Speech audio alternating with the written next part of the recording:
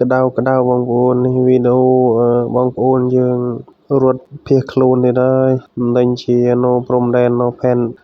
ស្ថានភាពវាយ៉ាងម៉េចដែរនៅខាងគុមនទី7នេះវារាំងស្ងាត់ដែរទុំសៅដេញតែបើគេមានបងប្អូនទាហាននៅខាងមុខនោះគេអាចដេញរឿងរ៉ាវខ្លះដែរយើងនៅរឿងនេះវាស្ងាត់បន្តិចយើងសូវជាដេញបានដេញរឿងរ៉ាវតែក៏ឃើញមានគយន្តបងប្អូនយើងមកខាងនេះច្រើនដែរតាំងពីព្រឹកតែបដូចរាល់ថ្ងៃវាពិបាកយូរហើយវាគ្នានេះនៅព្រំដែននោះដេកមិនសូវជាលក់ដែរនៅចិត្តជាប់ព្រំដែនឲ្យពិបាករត់ចុះរត់ឡើងមិនដឹងជាប្រមាណត្រឡប់ហើយអ្នកខ្លះដែលរត់មកដែលមិនបានជាទៅផ្ទះវិញក៏ដល់នឹង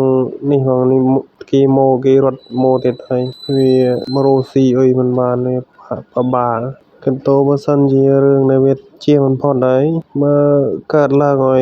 ហើយក៏វាល្អដែរដេញដាច់ស្រេចទៅធ្វើមិនទេបើសិនជារឿងវាត្រូវជាមិនរួចហើយឆាប់កើតក៏វាល្អដែរដើម្បីកូនចៅជំនាន់ក្រោយក៏វាបានសុខសាន្តទៅដេញបើសុខដេញទៅសុខតែបើយើងមើលពីប្រទេសថៃក៏វាអាចនឹងថាវាដល់ថ្ងៃវាដែលត្រូវអន់ថយទៅវិញដែរព្រោះ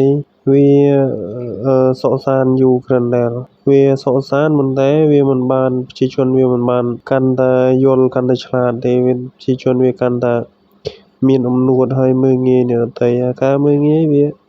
ក៏មโนក្តីវិនិច្ឆ័យ